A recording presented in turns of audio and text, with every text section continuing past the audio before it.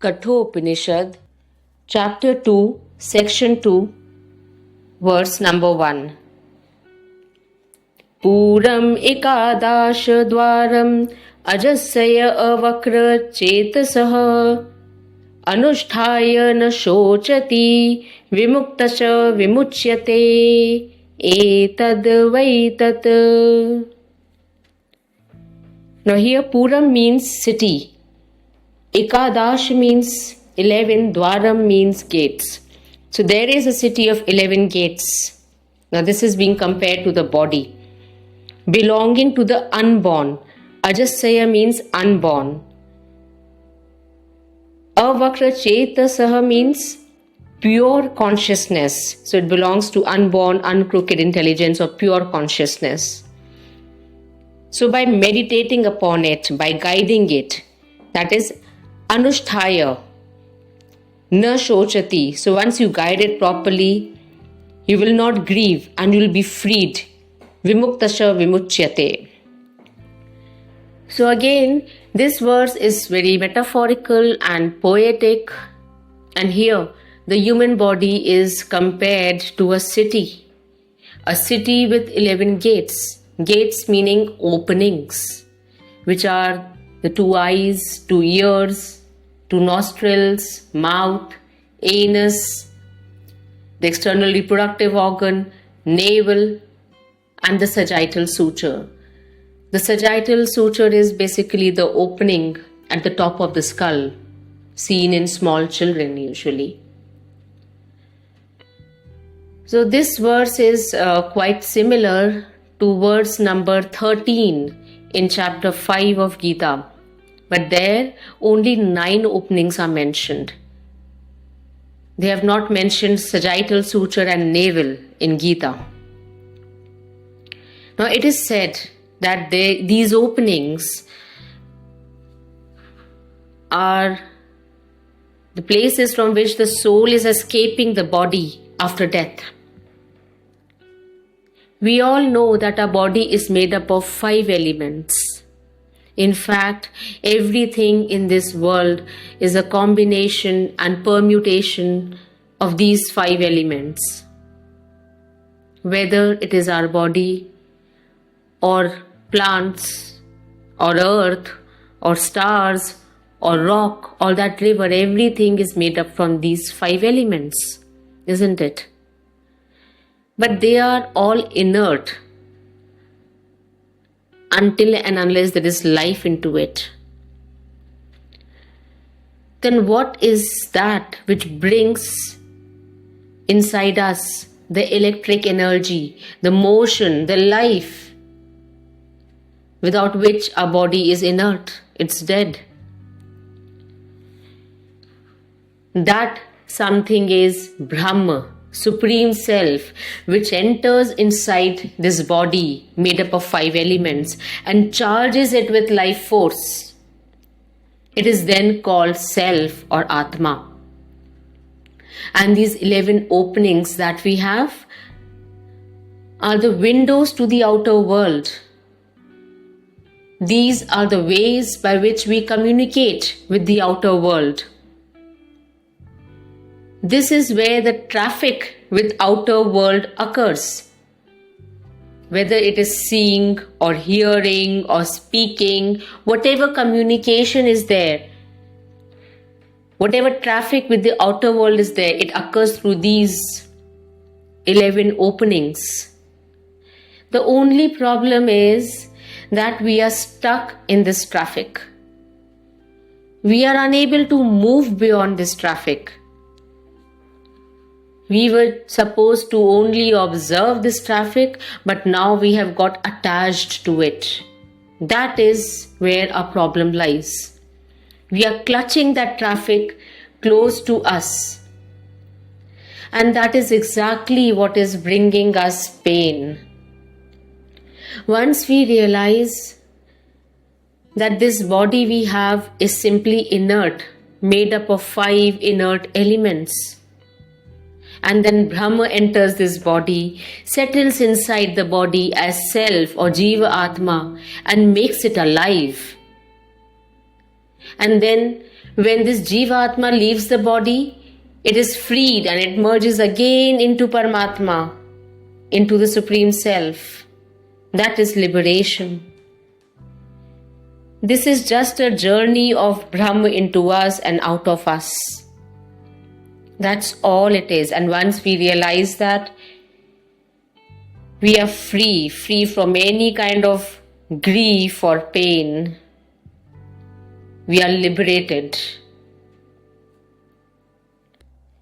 Shlok number 2. Ham sas shuchi shat vasur antariksha sat hota vedi shat atithir drona sat nrishat varasat riti sat vyoma sat abja goja ritaja adrija ritam brihat. Now here in this verse, Brahma or the Supreme Self is being described poetically. It said that he is the sun in the sky. Hamasasha means the sun or the swan in the sky. Shuchi Shat means the sky. He is that which exists in the space. Vasura Antariksha Sat. Hota Vedi Shat means the priest. He is the priest at the altar. He is the guest at home. Atithira Durona Shat. Rishat means he exists in men. Nar mein hai. Varasat, he is in gods. Riti Shat, meaning he is in the truth, in the law, Riti. Vyoma Sat, he is in the sky. He is born of water. Abja is water. Goja, that is earth. Ritaja means truth or the law, the cosmic law. Adraja means born of mountains. Ritam Brihat, he is the true and the great. So this is the Hamsavati mantra from Rig Veda. It is poetically attributing every existence to Brahma, to God. It says that Brahma is the sun in the sky. He moves as air in the sky. He pervades in the space. He is the priest. He is the guest. He is the man. He is the woman. He is the earth, the water, the mountains. He is the truth. He is the law. He is outside of us and He is inside of us. He is limitless. He is the Supreme Self. He is what we call Atma. Shlok 3, 4 and 5. Urdhvam pranam unnayati apanam pratyagasyati madhye vamanam asinam vishve deva upasate. Asya visram samanasya sharirasasya dehinah dehad vimucyamanasya kimatra parishishyate etadvai tat na pranena na panena martayo jivati kaschana itarena tu jivanti yasmin etau upashritau. So coming to verse number 3. Urdhvam pranam. Pranam meaning breath. Apanam means in breath. Asyati meaning pushing forward. And urdhva means pushing upwards. Madhye vamanam asinam. That dwarf, that angusht matra Atma, thumb-sized self, is sitting or existing in the middle of the body. Madhya means middle. Vishve Deva Upasate, that all the gods adore. So here in verse number 3, which says, that the Atma or the life force that leads the out breath, expiration, upwards, and he pushes forth the in breath, inspiration. That is what Atma is doing. This Brahm, which is seated inside us, inside our body, is revered and adored by all the gods. In earlier Upanishads, in the older versions of Upanishads like Taittiriya Upanishad and Brihad Aranakya Upanishad, Pran was used in place of Supreme Self. So here Pran means breath. So coming to verse number 4, which means when the Jivatma or the individual self that is inside the body gets detached from the body, detached yani ki samanasya, as it is freed from the body, what is there that remains? Sharirasthasya dehinaha, as it is freed from the body.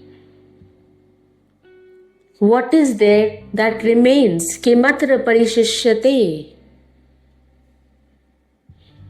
It is only the inert body that is left back, isn't it?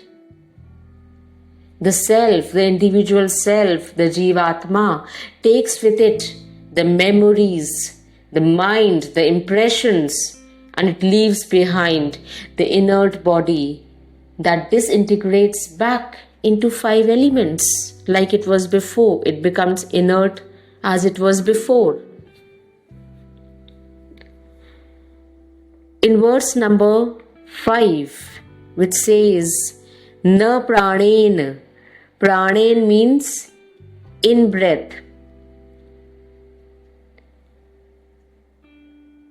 And apanen means out breath.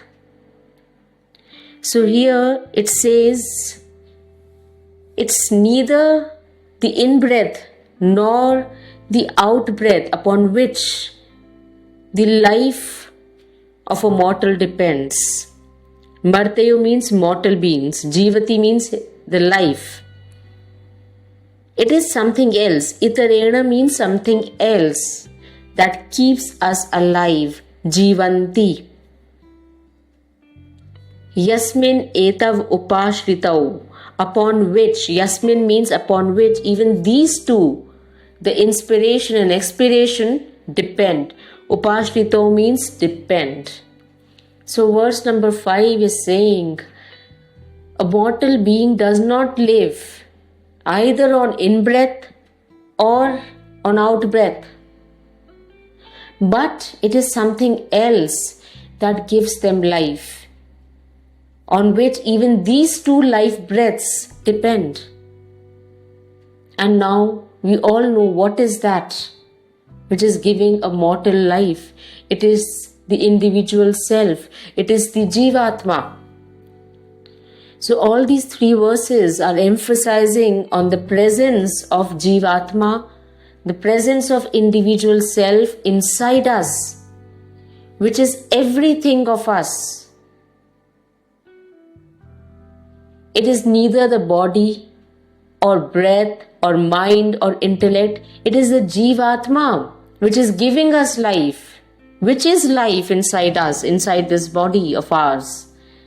And this Jivatma, this individual self, which is unborn, ageless, which can never die. This Jivatma is that which is filling life in a body.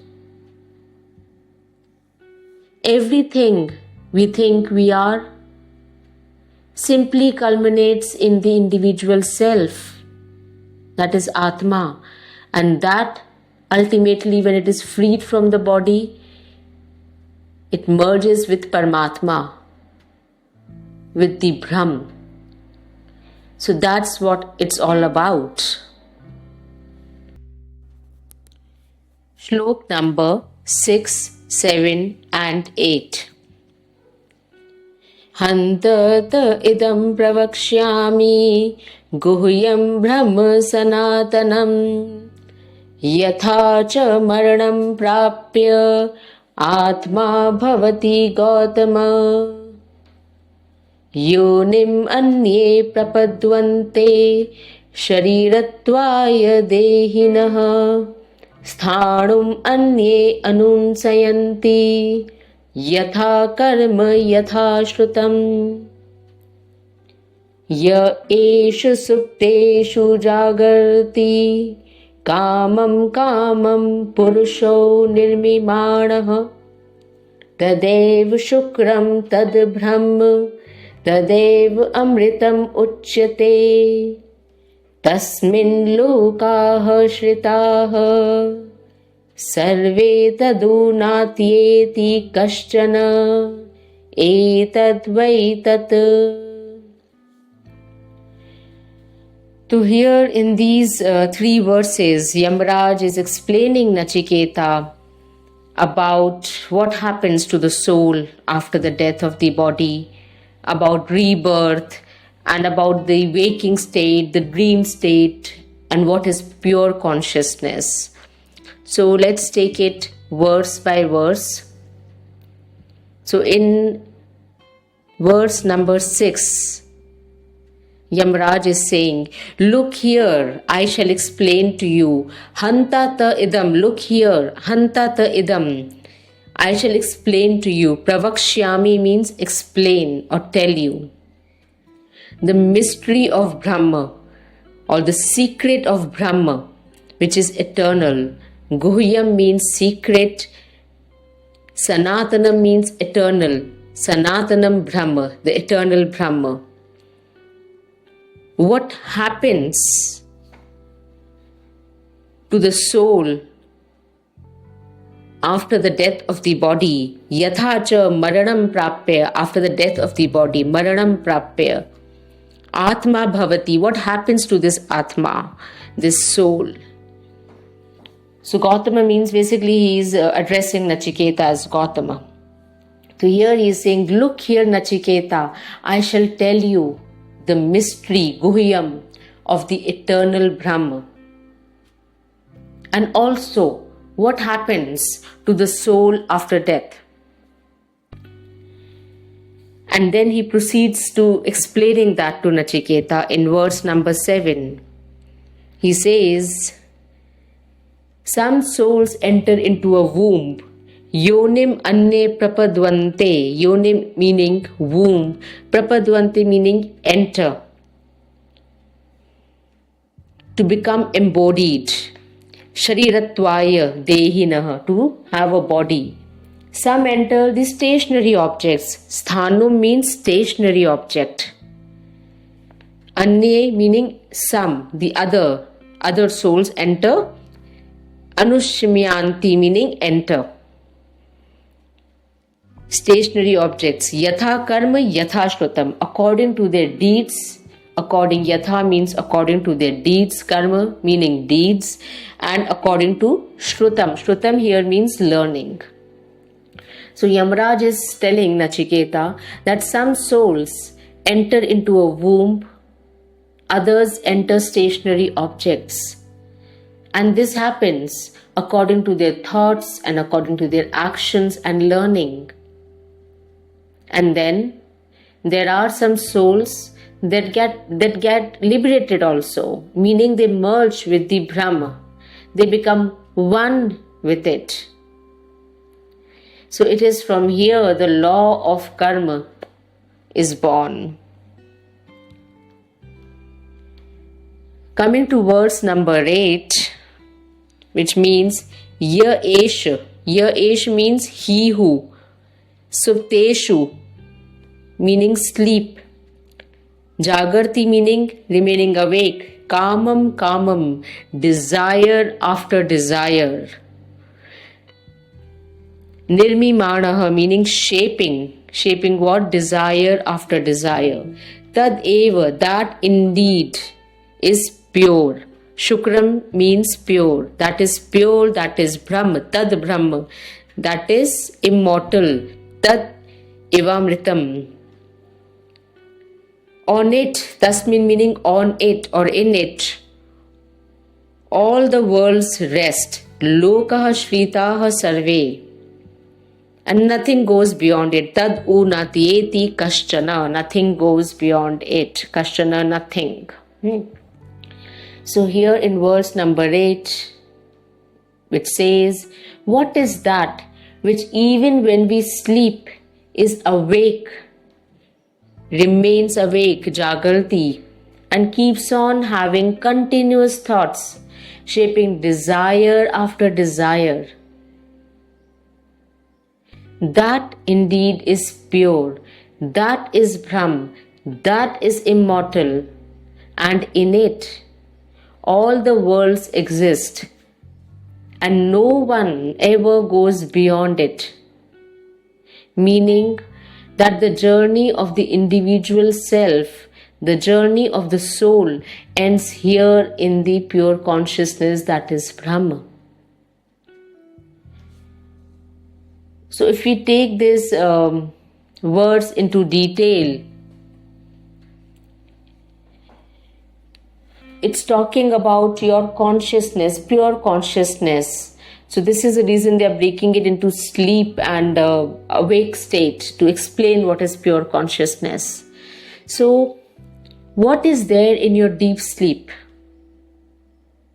Deep sleep is a dreamless sleep. Your mind is not thinking actively. You do not have any sensations in deep sleep. So what exactly is there that lies awake in deep sleep? It is your pure consciousness. This pure consciousness gets jumbled up with intellect and with the sense objects when we are awake. Thus, we cannot segregate it or separate it and understand, okay, this is pure consciousness, because it's all jumbled up with our thoughts and our sensations. But when we are in deep sleep, dreamless sleep, this pure consciousness stands clearly apart as an observer. Have you ever felt the freshness, the energy, or the feel-good factor after a deep sleep? What was that exactly that made you happy? What happened in that deep sleep? Because you weren't even dreaming. It was a dreamless sleep. Still you woke up energized and happy and blissful. It was your pure conscious that you felt in your deep sleep. Pure consciousness that was not muddled or mixed up with the sense objects of your mind. This pure consciousness is Brahma itself. Shlok number 9, 10 and 11. Agniryathaiko bhuvanam pravishto Rupam rupam pratirupo babhuva Ekastatha sarva bhutantaratma Rupam rupam pratirupo bahischa Vayuryathayiko bhuvanam pravishto Rupam rupam pratirupo babhuva Ekastatha sarva bhutantaratma Rupam rupam pratirupo bahischa Suryo yatha sarve lokasya chakshur Na lipyate chakshusher bahya doshayah Ekastatha sarva bhutantaratma Na lipyate lok dukhena bayah. So here in verse number 9 and 10, in both these verses, the inner self is being compared to fire and air. just as fire. Okay, before moving on to the explanation, let me just tell you the meanings of the Sanskrit words here. Agner means fire, Yathaiko means just as it is one. Bhuvanam means this world. Pravishto meaning having entered. Rupam, varied. Pratirupo Bahuva takes on the different shapes or becomes different. Ekas tatha sarvabhutantaratma. So this Atma, okay. So here, just as fire and just as air, which is one, but when it enters this world, it takes many forms. Rupam pratirupo babhuva. It becomes varied according to the object it enters. It is present within and outside of us.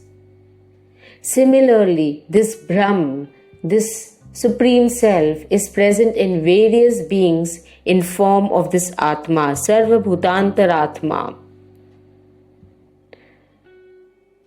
This Atma inside you, inside me, and in everyone else is the same. It is part of the immortal Brahma. Coming to verse number 11, where the inner self is being compared to the sun. So here, Surya means sun. Sarvalokasya means eye of the universe. Sarvalokasya chakshur, chakshur meaning eye. So Sarvalokasya chakshur means eye of the universe. Na lipyate, not tainted, not defiled. Bahaya doshaeha, external faults of the eyes. Chakshu share. So bahaya doshaeha, chakshu share, external fault of the eye. Ekas tatha meaning similarly. This Brahm, this Supreme Self is one, Ekas, Sarva Bhutantar Atma, na lipyate, again, not tainted by the suffering of the world, lok dukhena, suffering of the world.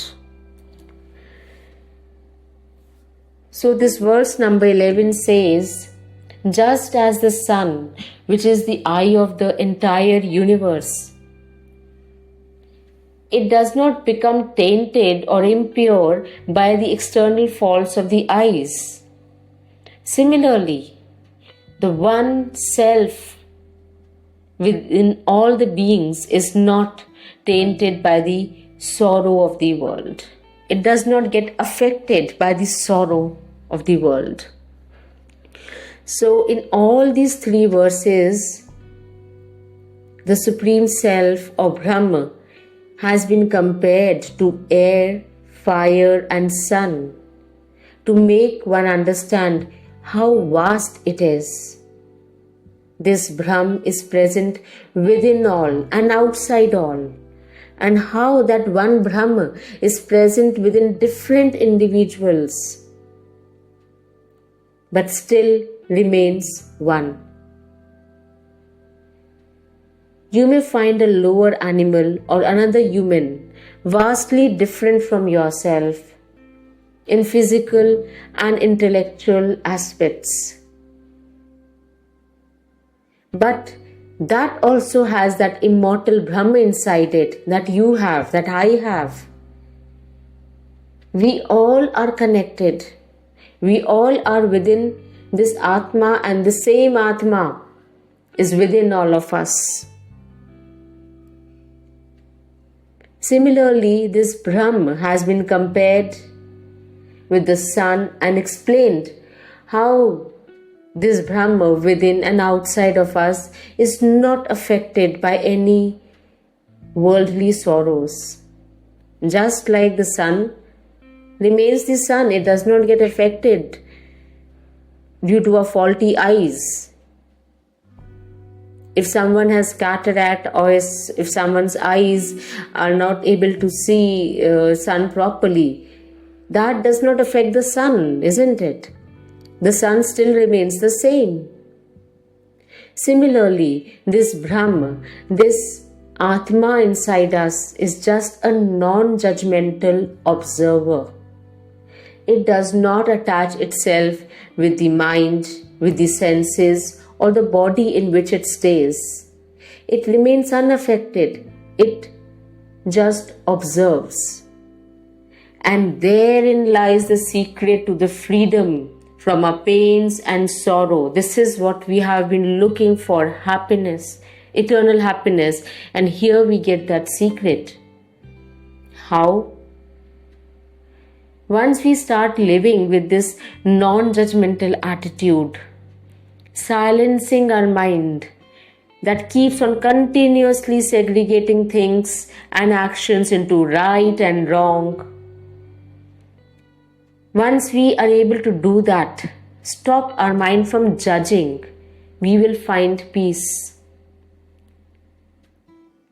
At least once a day, let's practice detaching ourselves from our own identity and just observing without judging. We don't need to judge ourselves also. It will make us one with Atma within us. And gradually, this will start becoming our nature. Being an observer will start becoming our nature. And we will learn how to let go and how to let it be. And that's where our journey to liberation will start. Shlok number 12 and 13. Eko vashi sarva bhutantaratma ekam rupam bahuda yah karoti tam atmastham yenu pashyanti dhirah tesham sukham shashvatam netaresham nityo nityanam chetanam eko bahunam yo vidhati kaman tam atmastham yenu pashyanti dhirah tesham shantihi shashvati netaresham. So here verse number 12 and 13 are talking about getting eternal happiness and peace. So let's talk about verse number 12 first. Eko Vashi. Vashi meaning controller of all. Eko is this, that is referring to the Supreme Self. Sarva Bhutantaratma meaning the inner self of all the things. Bahuda meaning manifold. Yah Karoti, who makes. Tam Atmastham meaning residing in the individual. Ye anupashyanti meaning realize. Dhiras, the wise man realizes. Dhiras meaning wise man. Sukham shashvatam, eternal happiness. Sukham is happiness, shashvatam meaning eternal. Netaresham meaning to know others. So here in verse number 12, it says, the wise man who can understand fully and realize that this Atma inside him is the controller of all. And it can exist in many forms. And the one who can perceive that Atma inside him in the purest form, that man will get eternal happiness.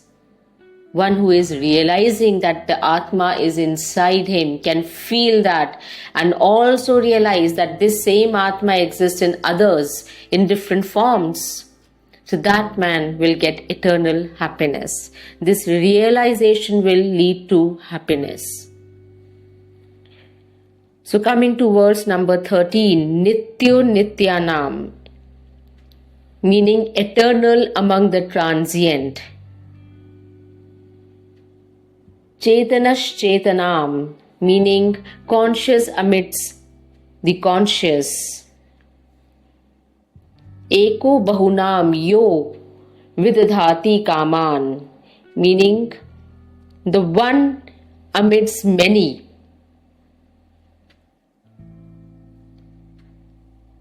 And in the end you have Shantish Shashvati, meaning eternal peace. So the one eternal among the transient, the one conscious amidst the conscious, the one amidst many, and who fulfills the desires, all the desires, that is Brahma. And it resides in the soul of each one of us. The wise man who can realize this fully again will get eternal peace. Verse number 14 and 15. Tad etad iti manyate nirdeshyam paramam sukham katham nu tad vijaniyam kimu bhati vibhati va. न तत्र सूर्यो भाति न चंद्र तारकम नेमा विद्युतो भान्ति कुतो यम अग्निः तम एव भान्तम अनुभाति सर्वम तस्य भासा सर्वम इदम विभाति. So this was a very beautiful, very poetic words. Na tatra suryo bhati na chandra tarakam. So we'll discuss both these verses. So first, let's talk about verse number 14.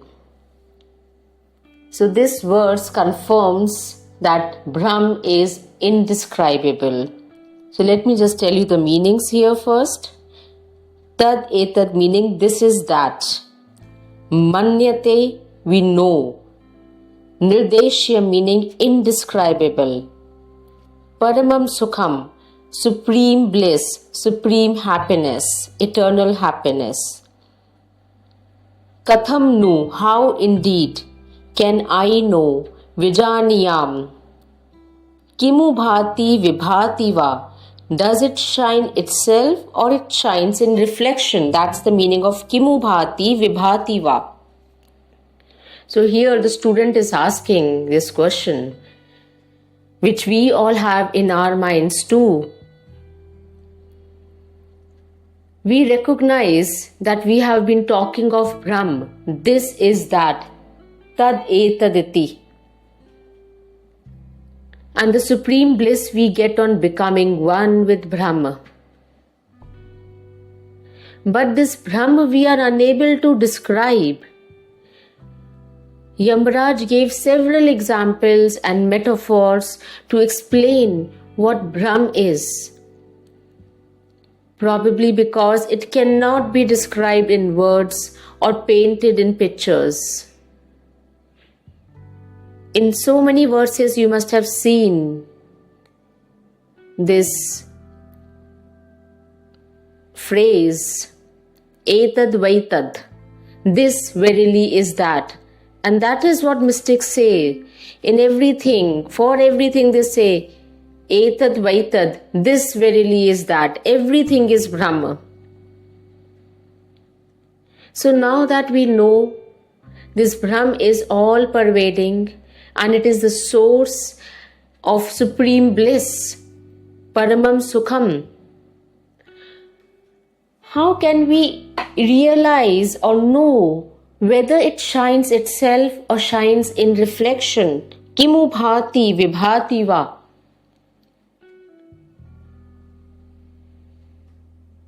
Meaning, if Brahma is indescribable in words and our minds cannot comprehend Brahm, then how can it be realized or understood? Can it be realized directly or only through expressions? That is the meaning of does it shine itself or does it shine in expressions? So this is what the student wants to know. Nachiketa wants to know how to realize Brahma. Can it be realized directly? When you are saying it is indescribable, we cannot put Brahm into words. Our mind cannot comprehend it. We cannot paint pictures of Brahm. So how to realize Brahm? Can we realize only through expressions? So here Yamraj says in verse number 15, Yamraj answers and says that neither the sun shines there, na tatra suryo bhati, there means tatra, na means neither, na chandra tarakam, nor moon and stars. Chandra means moon, tarakam means stars, nema, nor the lightning shines there. Vidyuto is lightning. Kutoyam agniha, from where this fire is coming. So Yamraj says, neither the sun shines there, nor the moon and stars. There are no flashes of lightning there. Then where could this fire and light be? And in the next line, he explains, all that shines here, tam eva bhantam anubhati sarvam, everything that is giving light, anubhati sarvam. So all that shines here, everything that gives light, shines only after that shining light whom we call Brahma.